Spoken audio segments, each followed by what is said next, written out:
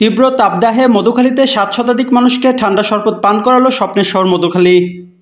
বৈশাখের শুরু থেকে তীব্র তাপদাহে অতিষ্ঠ ফরিদপুর সহ সারা দেশের মানুষ।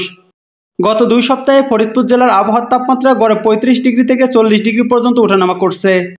এদিকে তীব্র তাপদাহে অতিষ্ঠ হয়ে পড়েছে সমাজের অসহায় ছিন্নমূল রিকশাচালক, পথচারী, দিনমজুর ও সাধারণ খেটে খাওয়া মানুষ। ২৭ এপ্রিল শনিবার সকাল ১১টা থেকে দুপুর ২টা পর্যন্ত মধুখালী বাজার, মধুখালী রেলগেট সহ গুরুত্বপূর্ণ স্থানে ৭ শতাধিক মানুষের তৃষ্ণা মেটাতে ঠান্ডা শরবত বিতরণ করেছে সামাজিক ও স্বেচ্ছাসেবী সংগঠন স্বপ্নের শহর মধুখালী।